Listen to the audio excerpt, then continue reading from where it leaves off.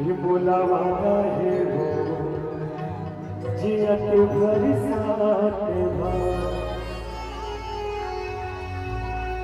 झटड़ा झटड़ी करे संकोर हाथ और संकोरी झटड़ा झटड़ी करे संकोर हाथ और संकोरी तुलना की मत बताओ ये बुलावा है वो जियत भर साथ जियत भर